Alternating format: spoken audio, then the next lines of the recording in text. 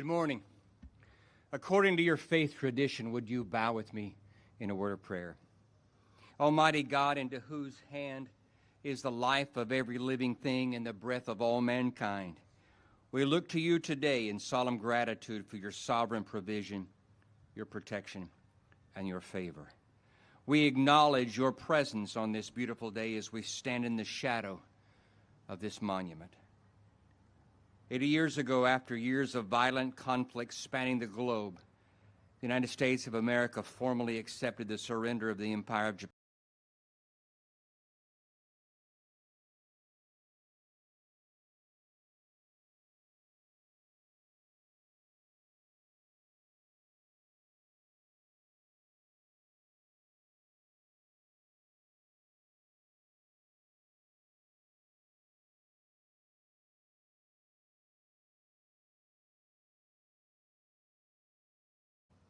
Countless thousands of brave warriors have given their lives to win peace, and today we honor them here in this memorial as a tribute to their deeds.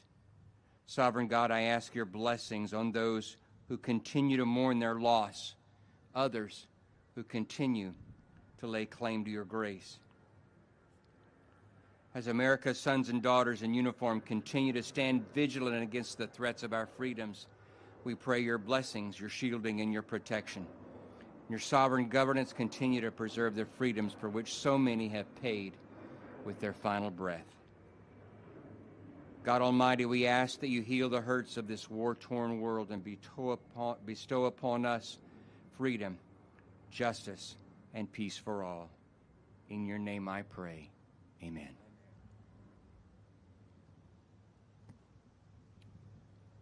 Please be seated.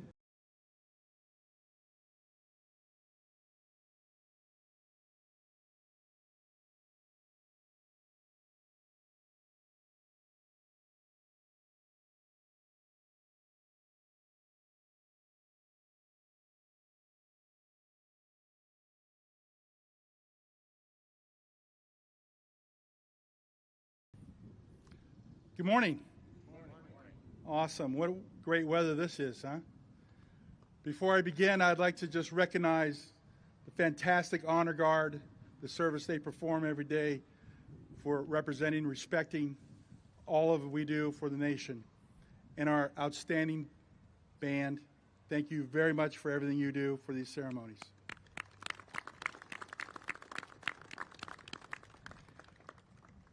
Good morning and welcome on behalf of the National Park Service to the World War II Memorial.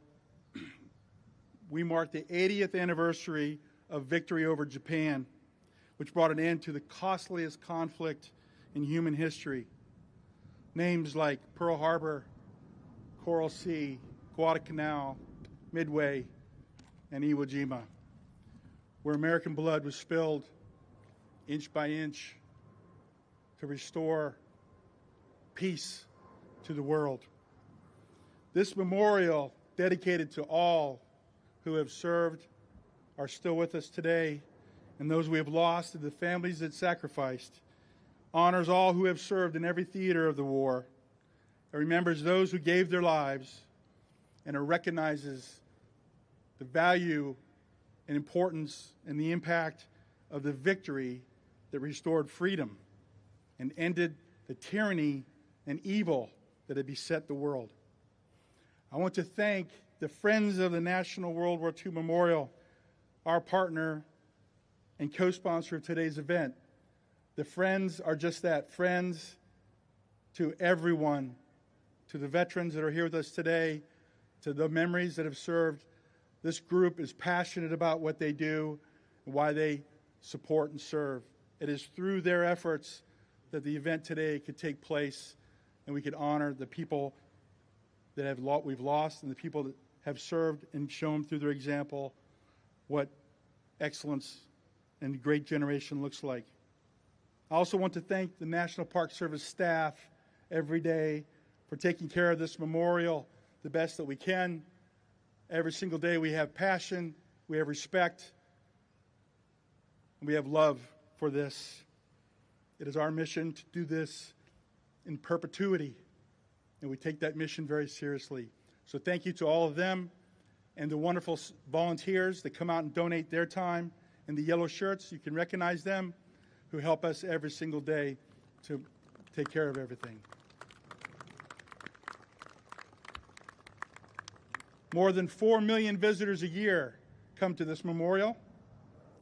This memorial is the centerpiece between the two monuments that you can see, the Lincoln and the Washington.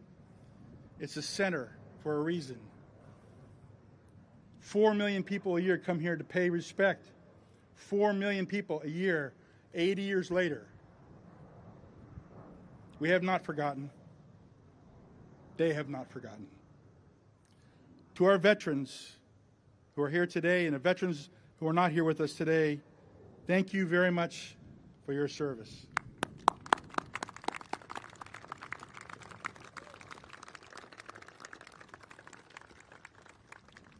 We are very honored at your presence, and glad you could be with us here today to share your stories, for us to recognize you in person, and to say thank you. No tribute can fully measure the magnitude of the sacrifice made by all the veterans, the ones that are here today, the ones that are not able to join us, the ones we've lost, and the families who were remained behind, and the ones that lost loved ones. At the surrender ceremony on September 2nd, 1945, General Douglas MacArthur said, "It is my earnest hope that from this solemn occasion a better world shall emerge, founded upon faith and understanding, dedicated to the dignity of man and the fulfillment of his most cherished wish for freedom, tolerance, and justice. In a world still striving for peace and understanding, his words remain just as relevant today, if not more." Memorials like this are not just simply stone and bronze. They remind us that ordinary people and extraordinary people can accomplish significant things. They help us understand the sacrifices that shaped our nation, our society. They show us what we can achieve when we work together as a nation. The National Park Service is extremely proud to be the steward of this legacy. We will be here every day protecting this place and passing its stories on to future generations, to the 4 million that come every day, to the millions that will come in the future. What we preserve here is not only a memorial, but a national birthright purchased at an unimaginable cost, and one we will honor with all the reverence that it deserves. Thank you.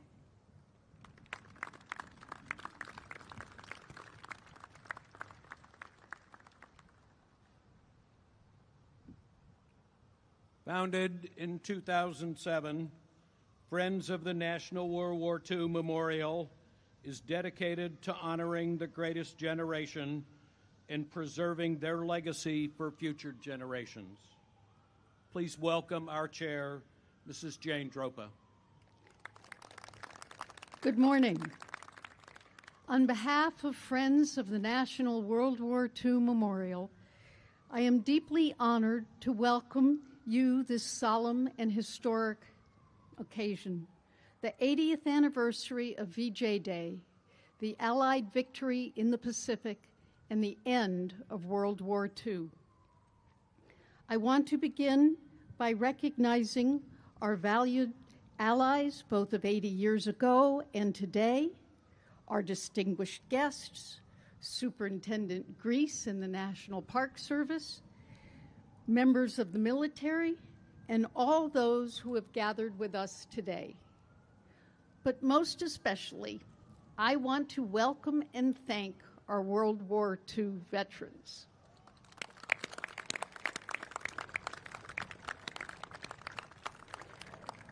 Your presence here today is a powerful reminder of the courage, character, and sacrifice that defined your generation.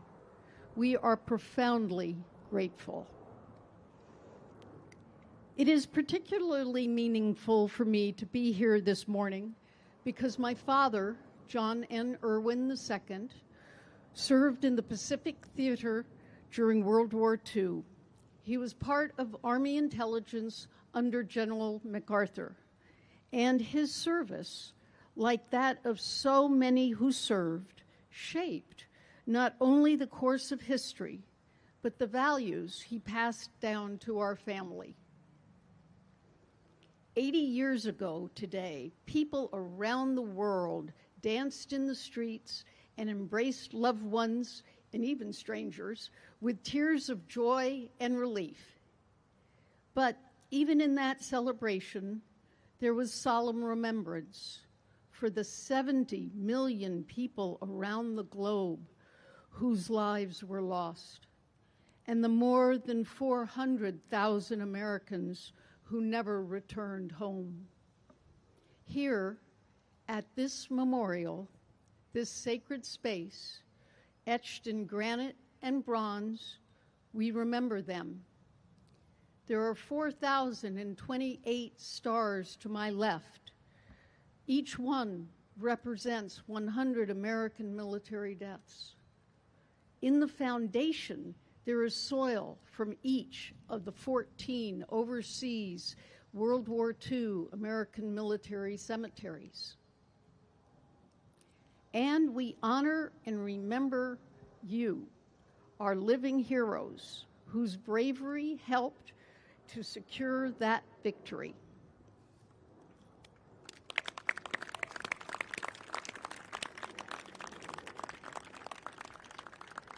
Today is not just a commemoration of the past, it is a call to the future, a call to preserve this memorial and what it stands for. And as my fellow board member, Admiral John Baldwin, wrote in an op-ed piece this weekend, the true commemoration lies in our actions, recording veterans' testimonies before they are lost, teaching the next generation the human cost of war, strengthening alliances that prevent future conflict, and rejecting the false comfort of forgetting. We need to ensure that every generation understands what was won and what was sacrificed. Thank you for joining us. And thank you from the bottom of my heart to our veterans. Your legacy lives on in all of us and will never be forgotten. Thank you.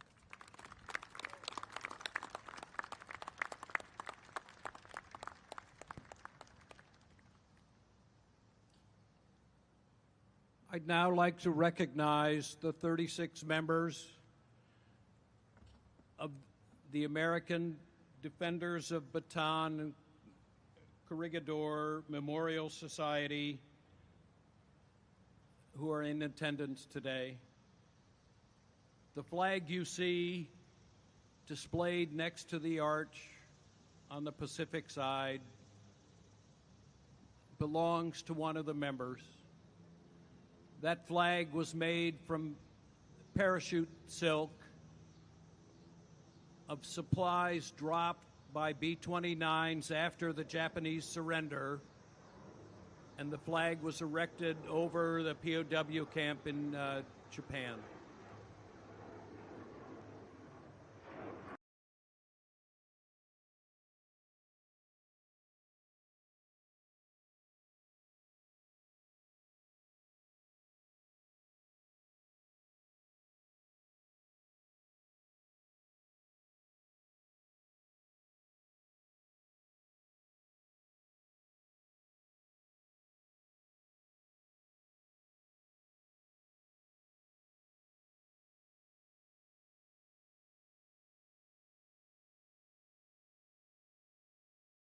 The week before his 17th birthday.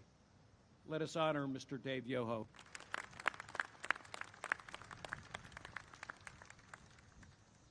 Mr. Eddie Janik.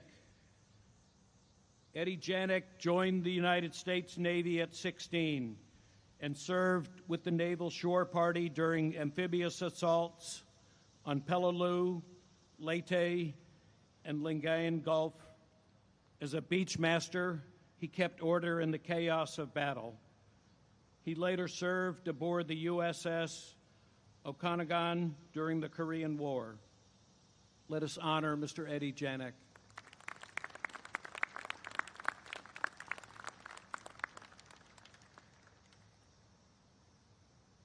Mr. Dominic Critelli.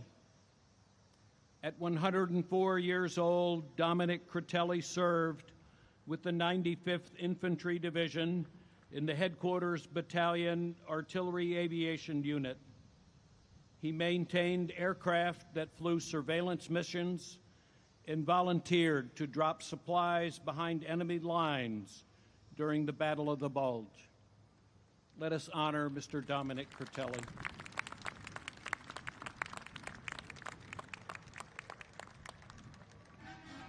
Mr. John Weiss. John Weiss served in the United States Navy from 1944 to 1946. Assigned to the Seabees in the Philippines, he helped build critical airfields to support the planned invasion of Japan. Let us honor Mr. John Weiss.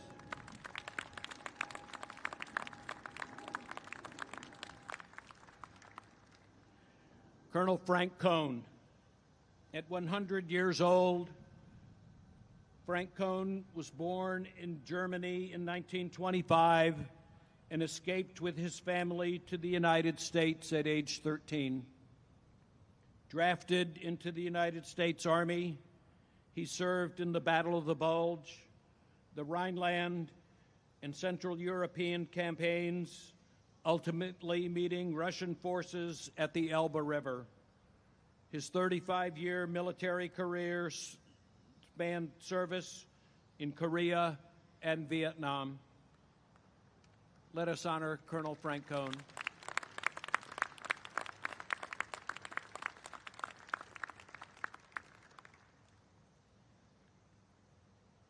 Lieutenant Commander Jeffrey Donahue.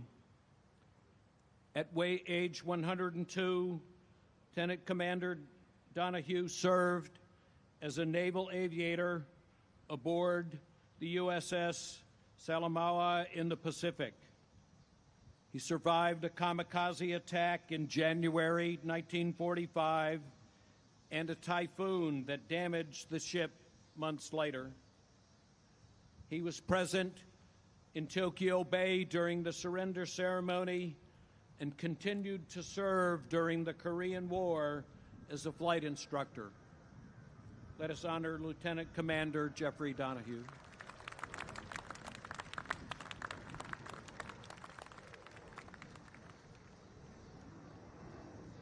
Mr. Bernard Duskin, Jr.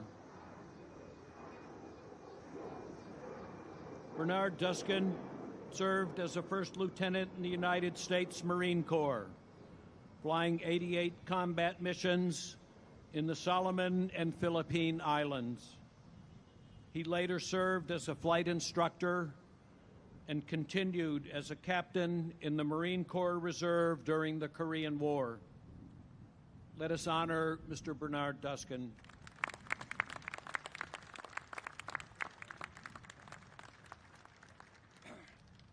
Mr. Callan Safel. Born and raised in Washington, D.C., Callan Safel enlisted in the Navy at 17, served in the Pacific as an electrician's mate first class. Aboard a wooden-hulled degaussing ship, he supported mine-sweeping operations critical to fleet safety. Let us honor Mr. Callan Safel.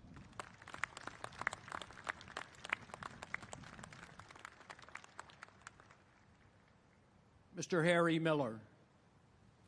Harry Miller joined the United States Army at 16 and fought in the Battle of the Bulge with the 740th Tank Battalion attached to the 82nd Airborne Division. He later served at General MacArthur's headquarters during the Korean War and in Vietnam with the United States Air Force, retiring as a senior master sergeant. Let us honor Mr. Harry Miller.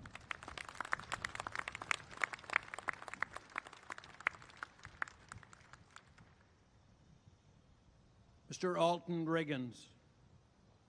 Alton Riggins served in the United States Navy in the Pacific Theater. After the war, he worked as a bricklayer and drove a taxi in Washington, D.C., continuing a life of service to his community. Let us honor Mr. Alton Riggins.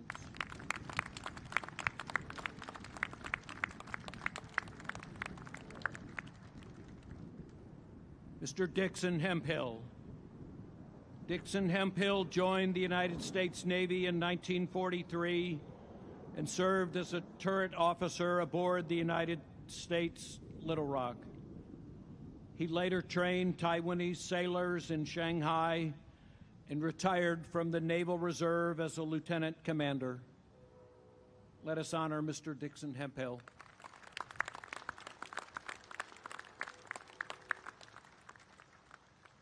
Mr. James Barron.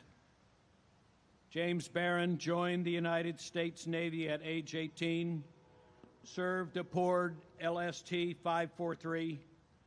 On D-Day, he landed Canadian troops on Juno Beach and continued cross-channel missions, delivering reinforcements and evacuating wounded. He later built a career with the Atomic Energy Commission. Let us honor Mr. James Barron.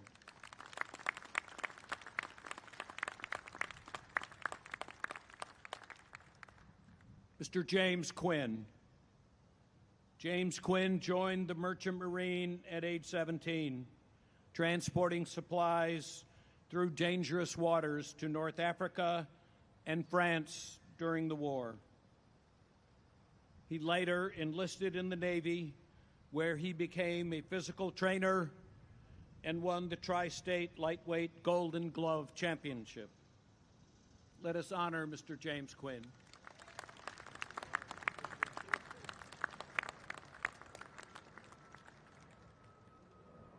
One more round of applause for all our World War II veterans.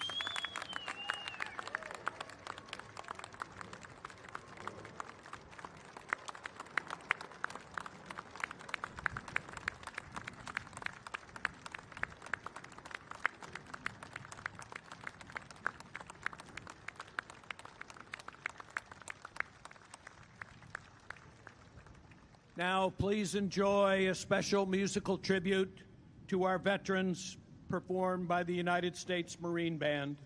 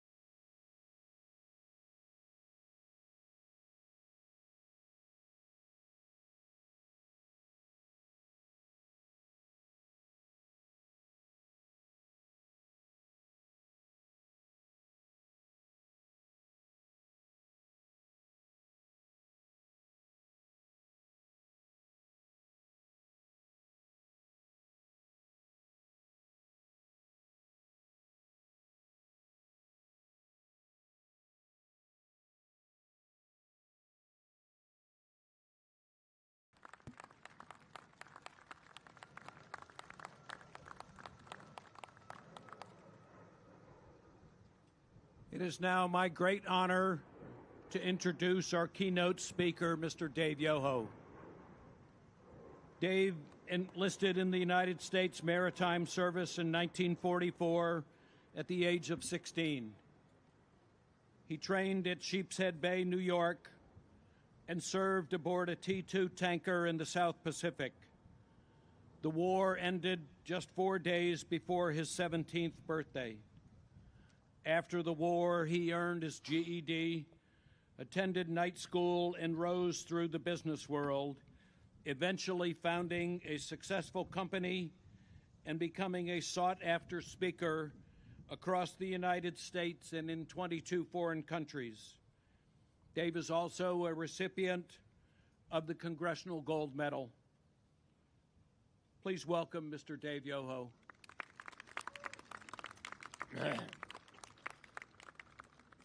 We are privileged by God to come at this age to be with you. We are privileged to know this sanctuary for those who gave their lives and those who maintain life with all kinds of challenges.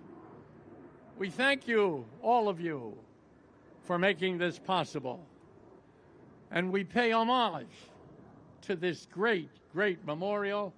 And I cannot stop without saying, working with its director, Holly Rotundi, is a gift to us. Now I ask you to reflect on what this means to us. I am one of them, I am part of them, and I speak for them. We were like you at 15, 16, 17, 18, 19, 20 years of age. We were like you. Did you have dreams of your future? Graduating from high school, going to a prom, going to dances, dating your first girl, driving your first car, drinking a Coca-Cola. We had those dreams, but they were never fulfilled because we were called by our country. And we took an oath to pledge that what we did would help mankind. And if you view the movie, Saving Private Ryan, two things I will call to your attention. If you haven't seen it recently, watch it again. Watch the first 20 minutes, and you'll understand combat. You'll understand what they experienced. And there's another passage in there, and it takes place at the cemetery, the military cemetery in France. And we, my wife and I, have been invited twice to be the speakers on D-Day, first on the 75th anniversary and then this last 80th anniversary. But go back to that scene. And an old man kneels before a cross in that cemetery, and he says these words: "Did I lead a worthy life? Did what I did count for anything? Did I represent the oath I took?" And from that, I had the good experience to meet the director of that film, and I said to him, that stays with me. Every time I speak in the cemetery, I think about that. Take a walk with me, if you will. Will you walk with me? And you walk over to those stars that you see described. Every one of those stars represents 100 of us who didn't come back. Every one of those stars also represent the families that they left behind, the children, the mothers, the sisters, the brothers, the wives that we left behind. And we are represented here in these structures today. You'll see all the different kinds of people who come to pay homage. Take a walk with me. I want to take you to Pont-de-Hoc. I want you to experience what I experienced twice, standing at the foot of Pont-de-Hoc, D-Day invasion. And when that emoted, and that happened, there's a cliff, a mighty cliff that rises into the air. And U.S. Coast Guards on something called a Higgins boat, flat-bottom boat, carried with them rockets that they shot into the side of that cliff. And from that they shot in there were grappling hooks, there were ropes and chain stairs to climb. And 235 of the nation's finest Rangers stood at the foot of there, and at the blow of a whistle proceeded up the face of that cliff. Live it with me, stand with me, experience it, because they got wiped out by German artillery, by German machine guns. They got wiped out. And as one man falls, the second man takes his place. And they finally get to the top of this cliff, and the Germans had moved back their artillery. They moved it back miles. And these guys reaching the top now with no more than a duffel bag full of grenades, find those guns, disarm those guns by dropping hand grenades down the barrel, forever dismantling them. But here's the price. 235 start that day. 85 can stand at the end of that day. I want to take you back to Pearl Harbor. We were attacked without notice. Nobody came and said, we're going to have a war, now get together. They did it on a Sunday morning, December 7th, 1941. They flew in there, and for only 1 hour and 15 minutes, 75 minutes in total, they wiped out 2,500 of us. They wiped out our battleships. But let me tell you what they did. They made grave mistakes. Mistake number one, they came on a Sunday. We are pious people, not all of us, but those that were away. They were at church, or they had leave over that night. Mistake number two, the greatest part of our fleet were out on maneuvers, and none of their espionage picked that up. Mistake number three, they left the oil stains. All the oil fields that fueled our ship, they left them standing. But number four, they unleashed a sense of patriotism, democracy, kindness, that, thank you very much.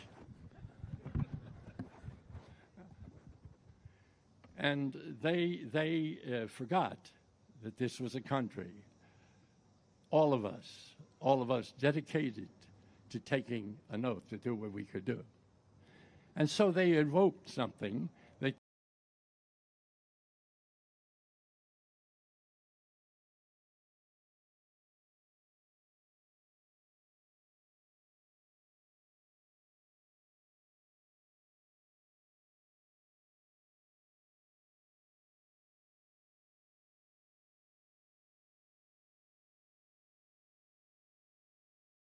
not go into combat in World War II.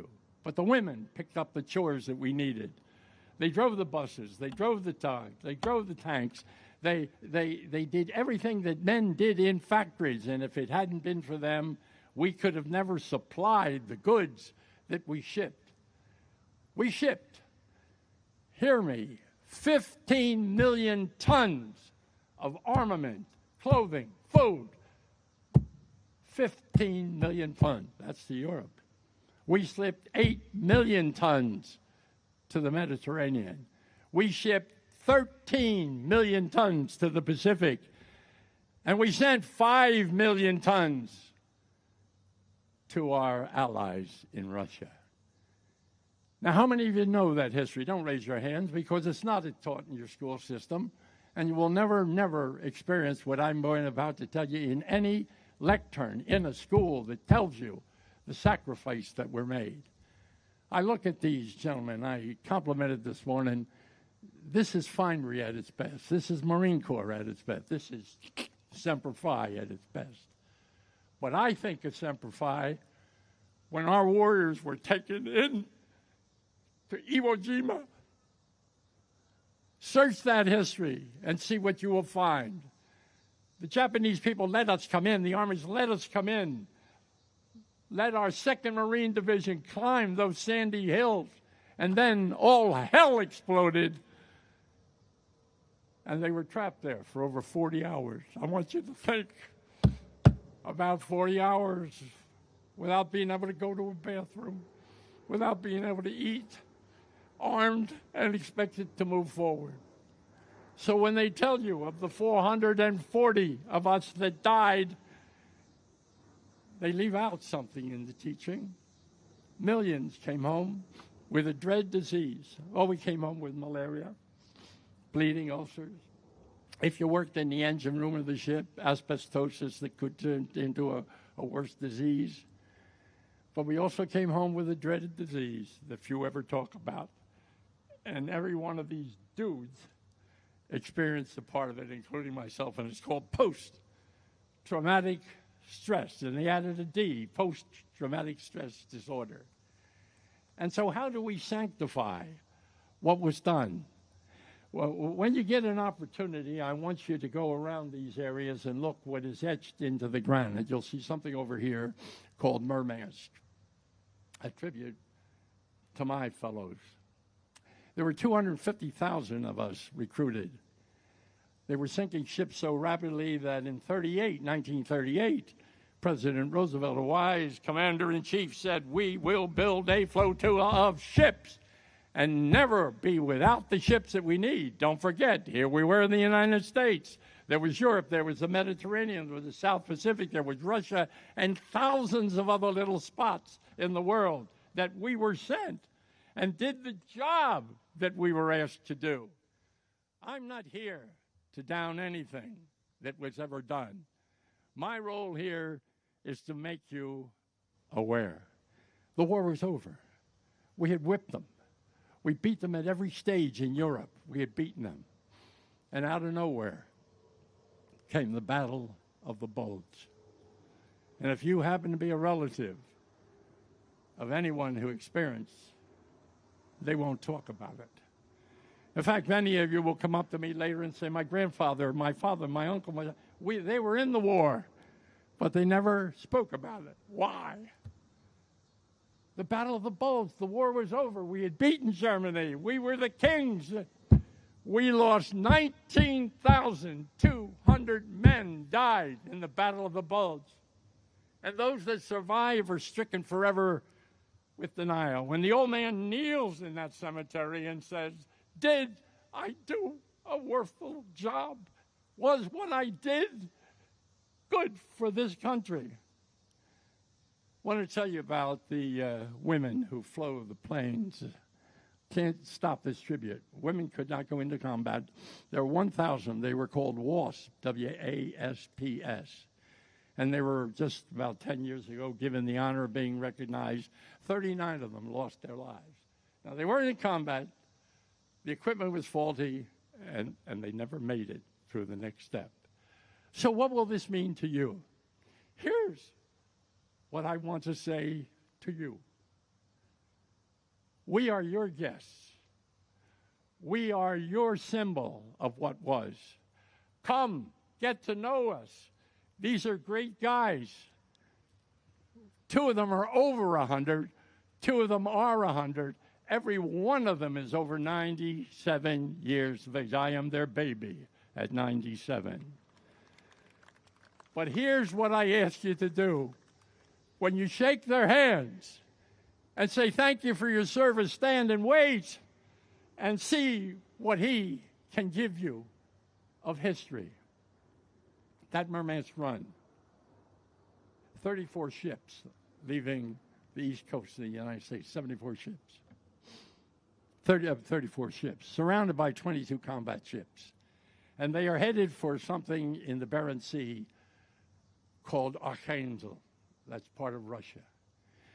And those 34 ships were surrounded by convoys and protection, and 5 days outside of Russia, an admiral in England withdrew the military support. And all that military support was pulled away and taken to another site because the greatest battleship then existing at the time, the Tirpitz, was housed in Norway. And they were concerned that that ship was going to come out. And he made the decision. He was human. People make these decisions all the time. But now, the Barents Sea, 34 ships, 33 of them made it that far. The Barents Sea at that time of the year has a water temperature of 45 degrees below zero. If you hit that water, you have less than 4 minutes to survive. That's the Merman's Run. I take no umbrage with the fact that it's not in most history books. I take no umbrage that so many of the people, one of these gentlemen was in the Seabees. I defy you and your family ask what the Seabees did. There was a special division of the Navy. They said it was going to be a non-combatant position. Yeah, the minute we secured a beach, they went in with bulldozers and whatever equipment you could get to sand out that beach, to sound it out so we could lay down planks to get them in there. So what did we give? We gave our youth willingly, graciously, and ever thankful for the opportunity to do so. And as you walk these hallowed grounds, take time to see all the things, including these bas-reliefs, these things that are on the wall here, because they depict what the women did. They depict what we did. We depict what our submarines did. Little known fact, we lost in the first 7 months of the war. War started in December. In June, by June, we had lost over 300 ships off the east coast of the United States. Not all Americans. Some of them were Brits, and some of them were Free France and other nationalities. But we lost those ships because we had no support on the ships. We had no guns on those ships. We had no degassing on those ships. But we had men who paid a price. And who knows that history?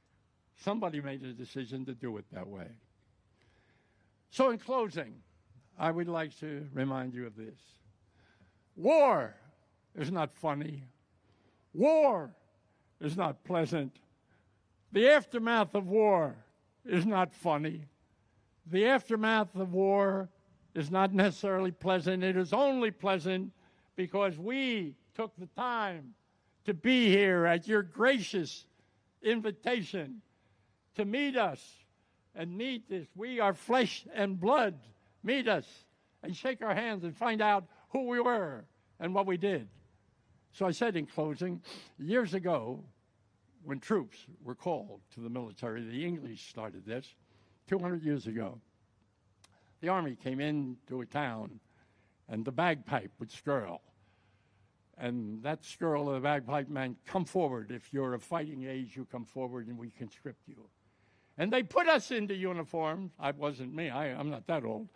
They put us in 200 years ago, and sometimes the parent would never see the child again.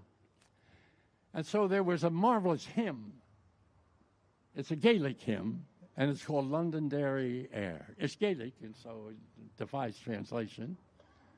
But what happened in 1926, a barrister in England wrote the words, and we remember it now, and you will remember it as Danny Boy. It starts off rather pleasantly. Oh, Danny Boy, the pipes are calling. What is it? A lover? A wife? A mother? No, it's a father. In our time, fathers didn't say and do those things, so perhaps they get lost. And so they called you to battle. And here's how it ends, because I've paraphrased it. I took that song and I paraphrased it. How we veterans look to our end. And we say, now remember, this is paraphrased, and think of that music. And we say, but if I return and the guns of war are silenced, and I am dead, as dead I well may be, please come and find the place where I am lying, and kneel and say an Ave, a prayer for me. And we shall hear, though soft ye tread above us, and in our tomb 'twill warm and softer be, if you'll not say that you truly honor me, then I will sleep in peace for all eternity. Now, I want you to take that message with you. When you're with others, tell them about us. Tell them about what you saw and experienced there, and read on to find out more about us. And why do that? Well, because, remember, we gave up our yesterdays for your and their tomorrows. Now, as you leave this place, remember it, remember the words, and tell it to your friends, and tell them to experience this place, and tell them to experience us, to touch our hands, and then say to them that we gave up our yesterdays for their tomorrows, and we thank them for the privilege. And if they say to you, who spoke those words? Tell them it was a 16-year-old boy in the heart and mind of a 97-year-old veteran of World War II. God bless you.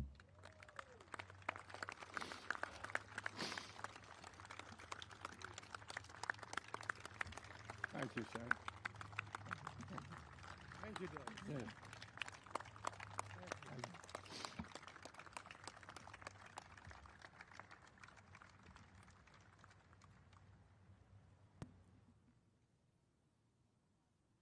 Ladies and gentlemen, please remain seated while we prepare for the official wreath laying at the memorial's Freedom Wall.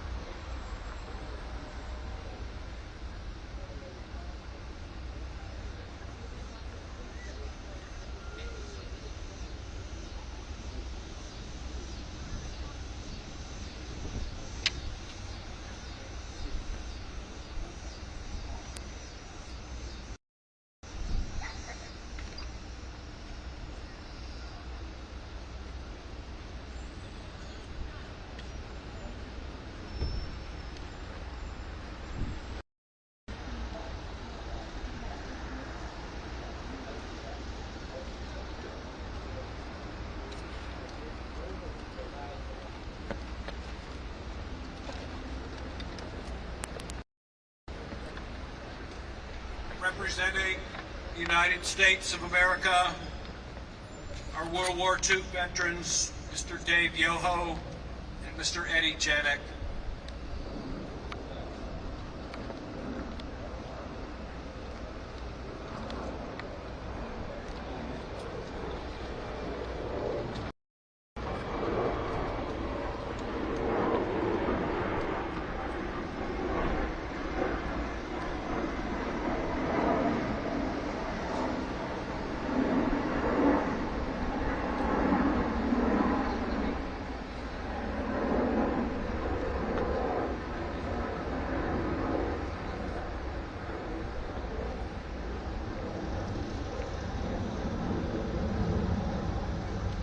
Representing the National Park Service, World War II veteran, Mr. Dominic Critelli, accompanied by National Mall and Memorial Park Superintendent, Dr. Kevin Grease.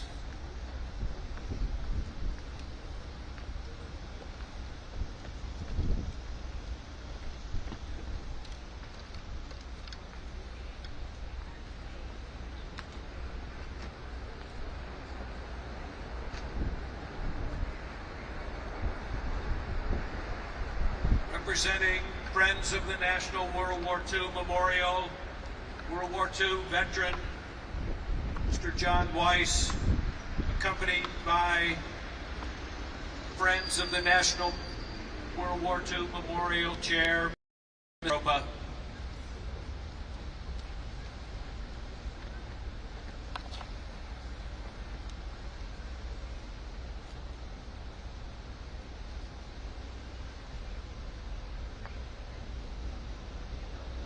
Representing the United States Army, World War II veteran, Colonel Frank Cohn, accompanied by Chaplain Kevin Trimble.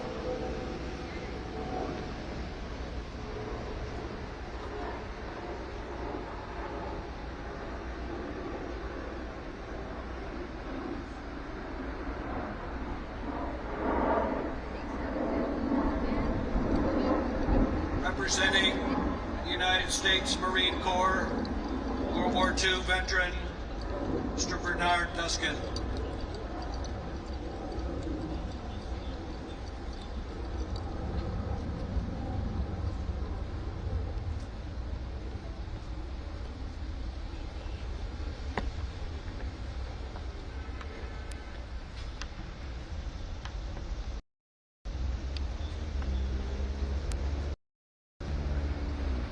Representing the United States Navy, World War II veterans, Lieutenant Commander Jeffrey Donahue and Mr. Callan Safel.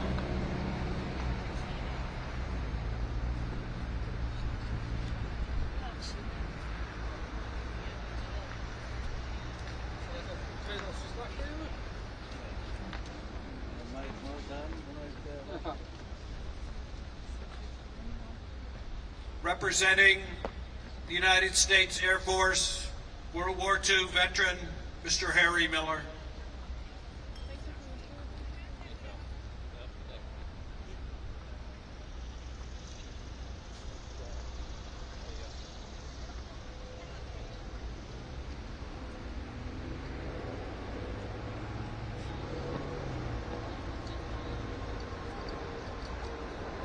Representing the United States Coast Guard, World War II veterans, Mr. Alton Riggins and Mr. Nixon Hemphill.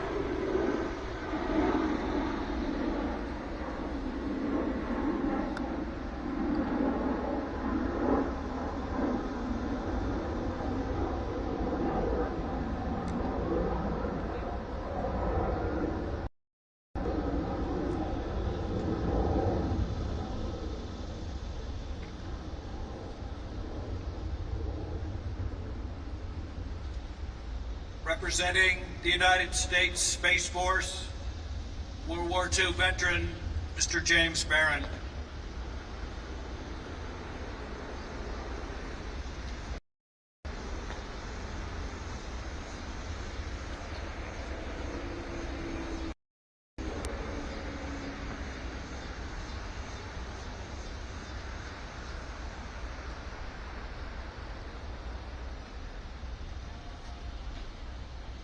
Representing the United States Merchant Marine, our Maritime Administration, Mr. David Hatcher, and Mr. Michael Griggs, accompanied by World War II veteran Mr. James Quinn.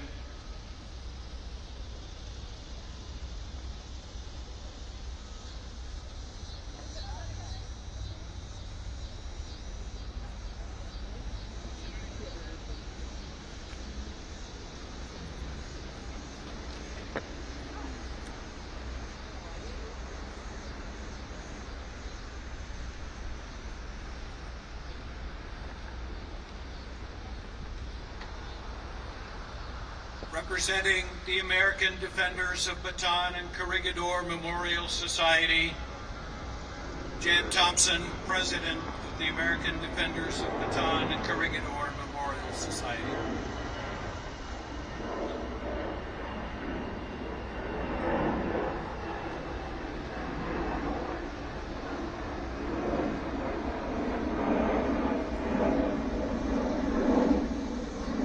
Please rise for the playing of taps.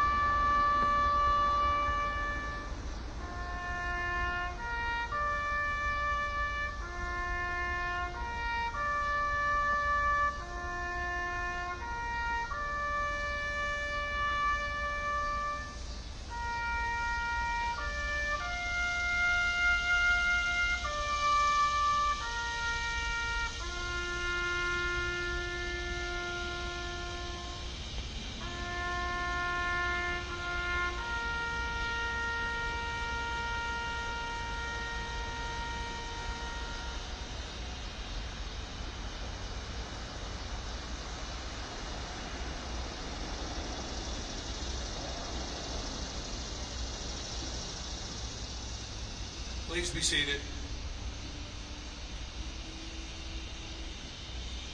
We've now come to the part of the ceremony, the playing of the service songs.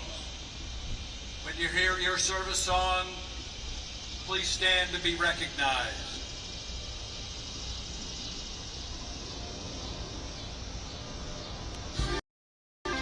United States Merchant Marine.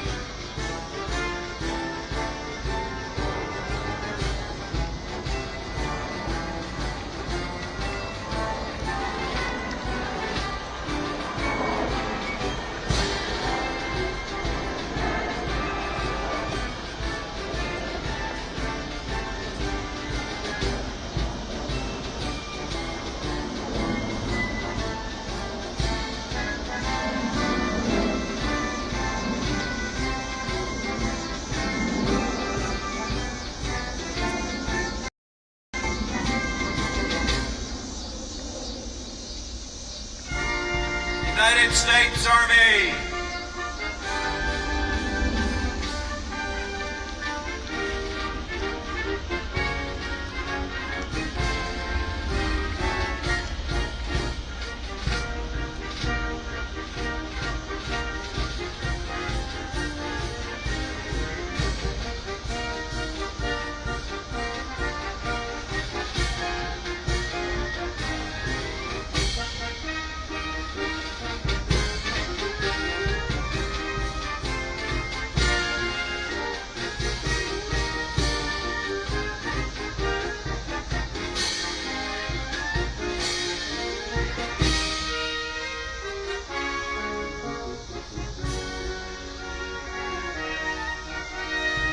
United States Navy.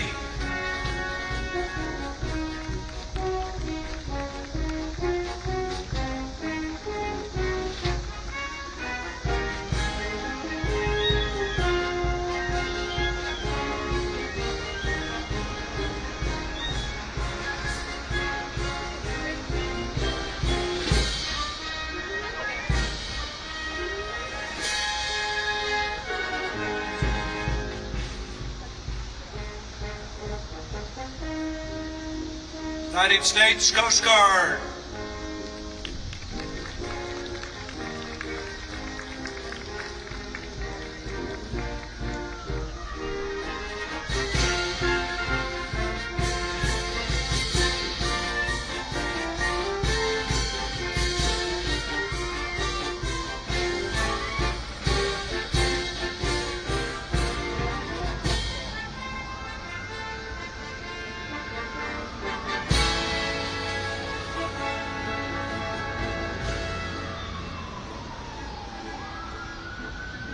United States Air Force.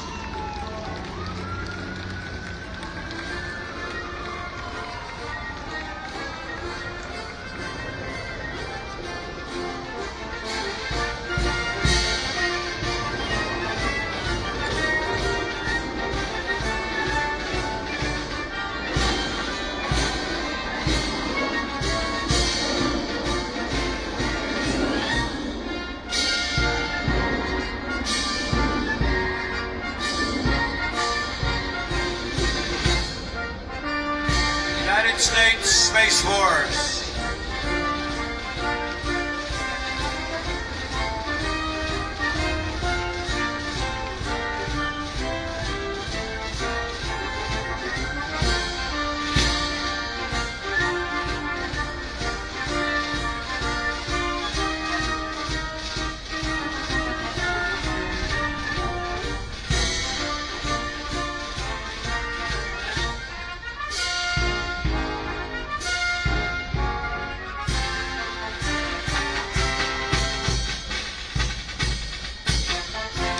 United States Marine Corps.